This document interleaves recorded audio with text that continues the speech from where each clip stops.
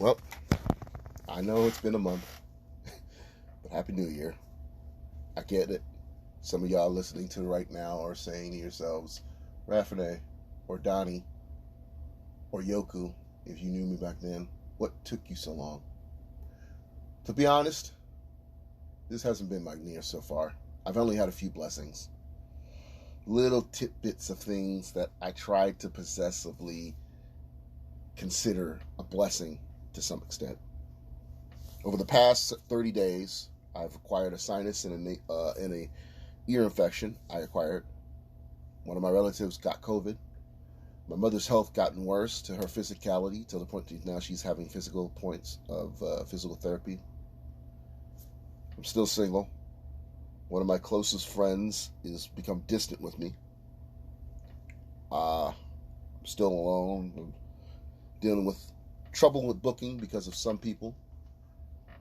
So when it comes to my antics of photography and some other outside of that, when it comes to my mental state of it, it's not been doing well. Not to mention, by the time this episode comes up, I've been 2 months without taking any medication for my antidepressant.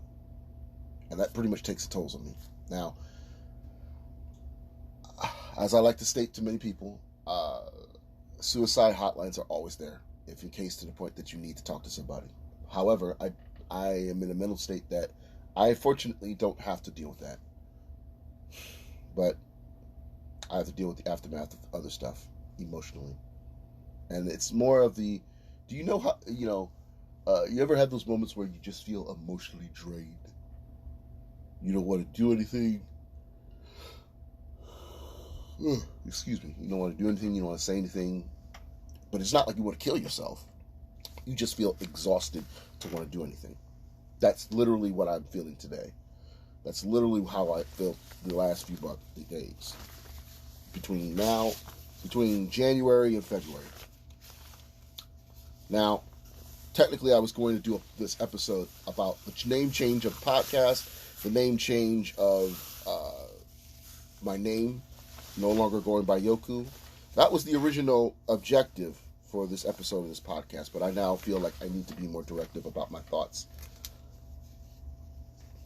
So if you have not watched my video on my personal Instagram or my Snapchat's notes, please feel free to do that. That expresses a lot more of why the name change. To make it pretty short explanation, if in case you don't want to do all that, to put it short, I feel Yoku Masaki is a name that is a type name that does not make sense, but also feels that it's disrespecting the Asian community, especially with how the Asian community is dealing with a lot of controversy of prejudice acts that has been they've been victims of several attacks that are racial based by either outsiders from other communities or from the law enforcement. And the last thing I want to do is be a person to say, because I named myself after a character that didn't exist, but paying homage to an anime character that I love, that was a pen name and was using as a personality of a brand of myself, I feel is disrespectful. And over the last few months, I felt like I need to be more with my roots. I am a black man who is of the alternative community. That means the emos, the emos, the goths, the punks. Those are my people. So I am a very emotional person, hence the term emo. I have 2 more years before I officially turn 40 by the time this episode comes out. So I guess it means that I'm considered, by some standards, an elder emo. At some points, I'll listen to bands like Nightwish, Evanescence, In This Moment, Linkin Park, Metallica. But on the other end of it, I can still listen to rappers like DMX and Kid Cudi and the good Kanye. At one point I did, but not anymore. Nas, Common, Ice Cube, 3 6 Mafia even. However, I will have to say this is just a stepping stone of things. And with that being said, I feel like it's obviously the point that I need to make of me doing this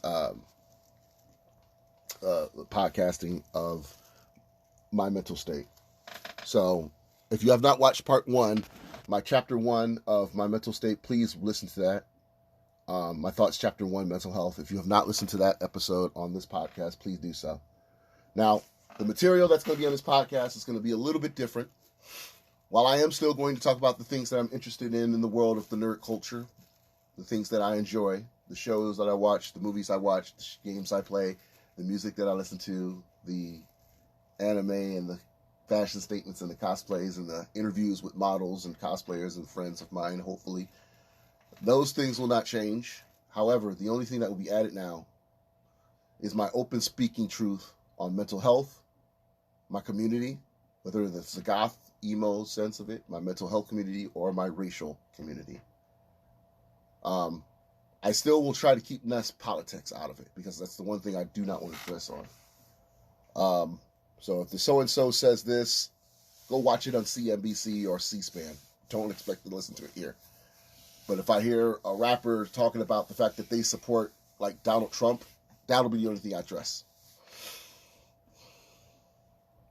The one thorn on my side as of right now is the recent situation of Hogwarts Legacy, which is a game that's coming out for multi-next-gen consoles. Recently, this game has been getting a lot of circulation because of the fact that, one, it's a game that takes place in many of the Harry Potter world.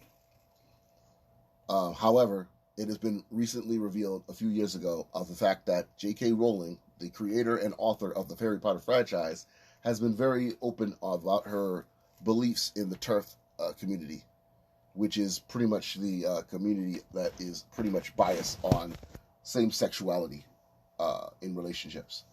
So she has made anti-Semitic remarks. She has also made racial remarks.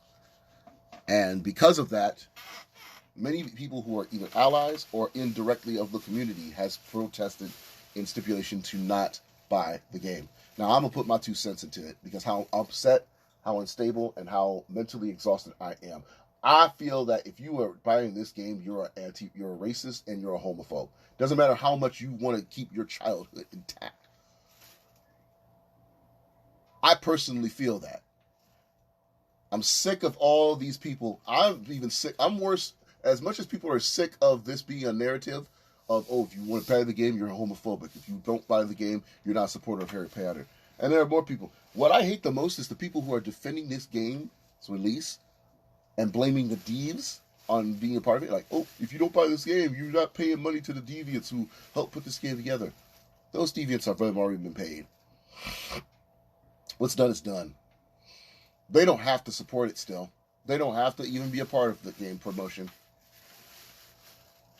Then there's the fact of there are people who are saying basically like, I bought the game, and it's my childhood. You're not going to do that. You're just as bad as the homophobics and racists, you dumb pieces of shit. Do you not realize that? Do you not realize the fact that you saying that makes you even worse than them? Just as low-hanging fruit with them. For you to mock people who are saying they don't support buying the game. And all they're saying is if you buy the game and you support that. And if you support that, which I am not supportive of it, I'm sorry, I will have to disagree with that. This isn't the same thing as a political standpoint of it. I have a friend named Megan Catherine, who I went to college with. She hates Obama. She hates Obama. She hates everything about Obama. She hates everything political Obama. But on the same range of it, when Donald Trump was being voted for president, she did not want to support Trump.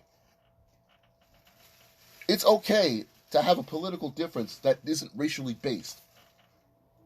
Because I'm not going to lie to you. There have been many black people, I feel, who voted for Obama just because of the color of his skin. And I'm like, there's more than reason for that. It's okay if you want to vote him because of the racial background, but be real. Vote him for other reasons aside from that. That's no different than the Trump people who are voting for Trump because of the fact that he's Donald Trump. He's a celebrity. So, that's not the reason that you should vote for somebody. But yet, here we are. We got people who do that. There are people who literally do that. And it irks me to my fucking soul. Now, the thing is I actually was going to address the fact of it,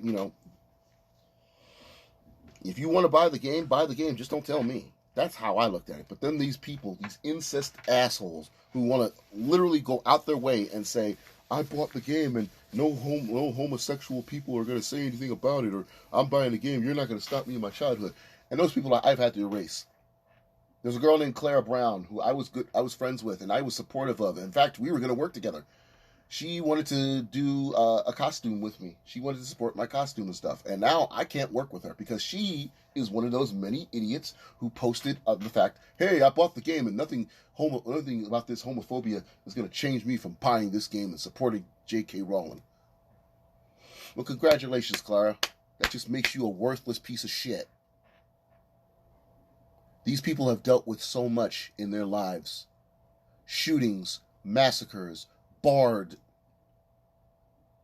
They have gone through pretty much just enough prejudice as my culture has done. My fellow black people have gone through. And you think for a second I'm not going to say anything about it?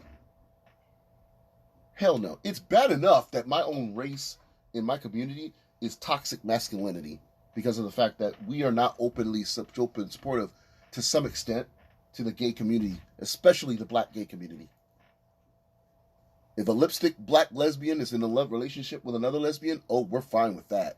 Two black women who are in a lesbian relationship, we all fine for that. We good. A black gay man in a relationship with another black gay man, oh, we can't do that. It's homophobic. It's bad enough. It's also in the music. It's in the statements of addressing comedy. So the last thing they need is somebody who is not in that sense of it. And that's me. I do not want to be that person looking outside, looking in, and seeing this happen and not saying a word. I will not be that person. I will not be that. On one end of it, I've said to people before, by some standards, from what I've taken in the Pottermore quiz, I am a Ravenclaw. But it's sad that I'm the only Ravenclaw with a fucking brain when it comes to other Ravenclaws who want to be more supportive of this game. But if anything, I want to address to those people and everyone there that I am not that person. I'm not. I am not going to be that person that looks the other way and sees what's going on in this world with the community. I'm not. I refuse to be that person. So that's why I have decided. That's why I've been very open on the fact of this situation within this community because I refuse to do it. I refuse to be that. I am so upset with people who actually feel that this lore of this video game and this product of IP is more important than people's lives being insulted and mocked by the people who are by the person who directly is responsible for addressing that in the game and giving this woman money. I'm disappointed in the fact that there are people who are like that. So, if that's the case of it, if that has to be the fact of people who are more supportive of a game and their childhood of that than anything else, you don't deserve that. Just like now, I found out that Adriana Chenchik, an adult film actress who was also a constant gamer, has also stated the fact that she's still buying the game and putting some excuses on it about, the media's trying to switch it up and change things against me. You know what, girl? If you're going to be supportive of that game, then and this is just my opinion because I'm, from what I see on the outside, that I personally feel like you should never do another sex scene with another woman again. You don't deserve that. But that's me. I am not allowed to say that on my sense of it being me being a straight person. I'm saying this from a perspective as an ally. I personally feel you don't deserve to. But it disappoints me. It really disappoints me that I see this. So,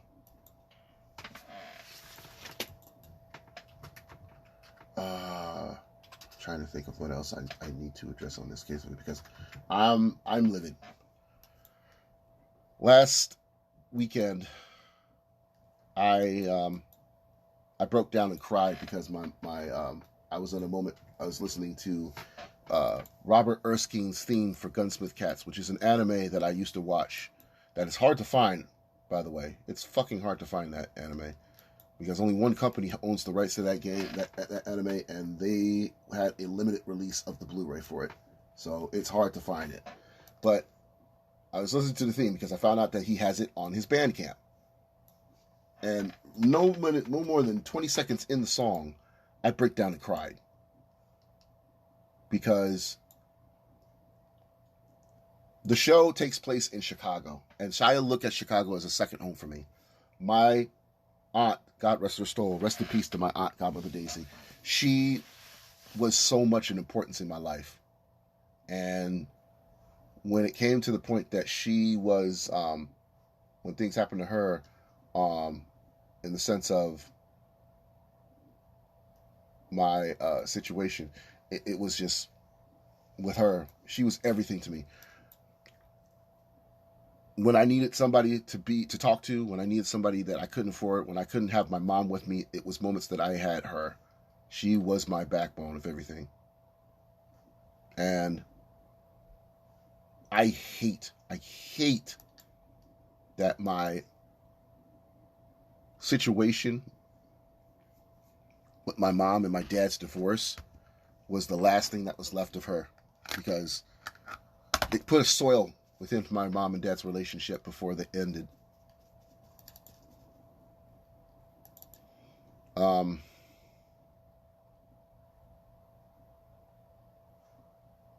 I could go on in detail about that, but I've wanted to keep things a little bit private. But my grandma, my aunt, I cared a lot for. I loved my aunt. I loved her so much, and I still love her.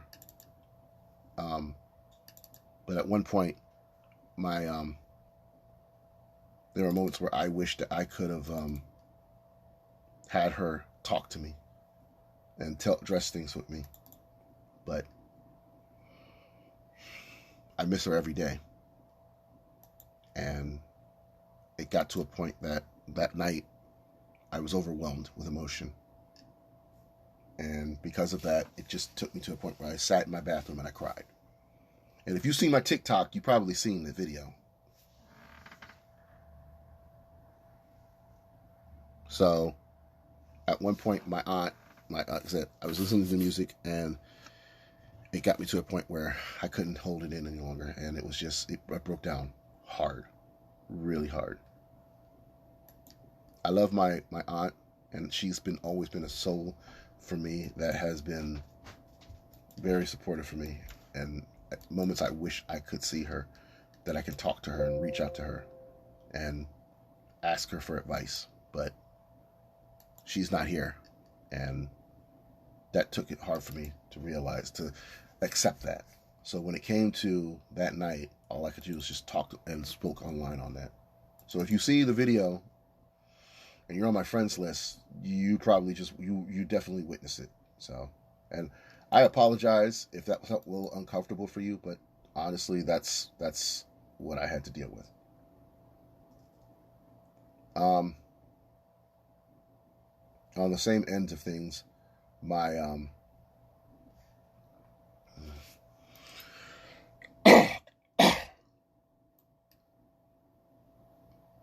I couldn't talk to my mom. And that made things even harder, because our relationship is sort of on a Richter scale of unbalance. So at one point, I felt like I wanted to reach out to her, but I couldn't. Because she's also one of the factors of why I'm trying to deal with my situation, is the fact of her. Because she's dealing with a lot herself. So as of right now, this overwhelming situation that I've been dealing with has me on a point where I needed to focus on things. So if you probably noticed, I've been doing some designing work. So I've been focusing on that, as well as a few fashion design works and such. So, but hopefully I will be still doing a lot of stuff outside of that.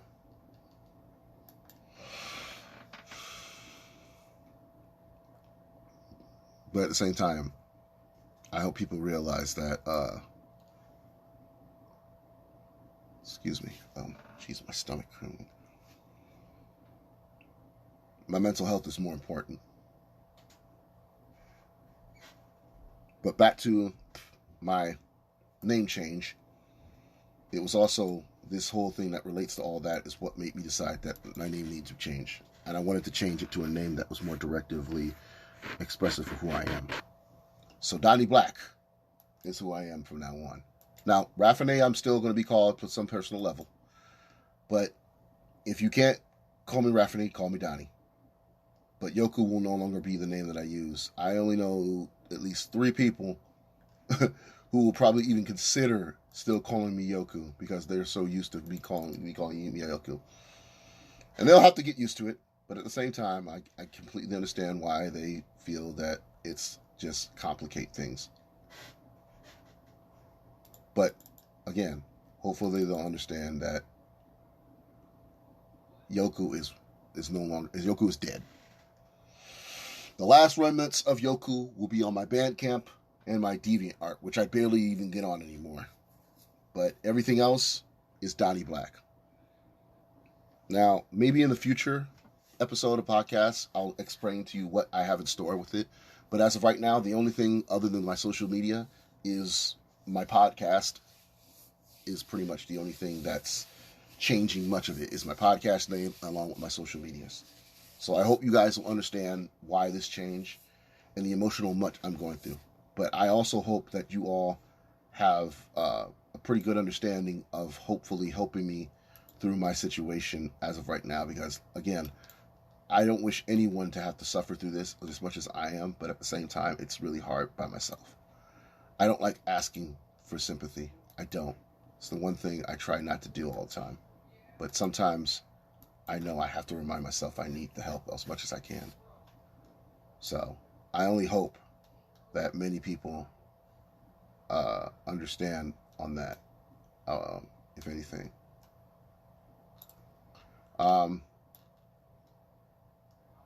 Hopefully also I'll have more ideas of what I'm planning to do in the future along with future guests, because there will be future guests. I will be doing more of this podcast. I can't let this podcast die. Also, another thing that I want to incorporate into my podcast that I'm actually going to mention now, and that is going to be my admiration for professional wrestling. Now, don't expect this to be like Fightful or Wrestling Inc. or Doing It Wrong or Wrestling with Regrets. It's just my take on certain things that happen. And I'll only be addressing certain events that I want to talk about in wrestling.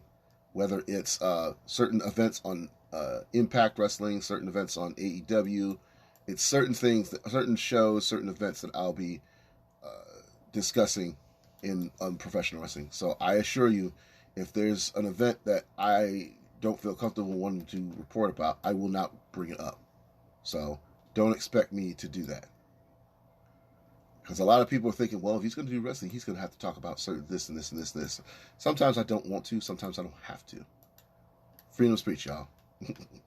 I ain't trying to be like JD from New York 26. I am not trying to be like him with that. It's just, I'd rather just not bring that up. I'd rather just not talk about that event in some cases. Aside from that, hopefully you guys will understand what I'm going through and the change of it, as well as hopefully I'll be in a better episode with a more positive fit. But keep in mind, guys, I'm always going to be here because I have to let you guys know what's going on with my world. So hopefully things will get better and you'll see me again very, very soon.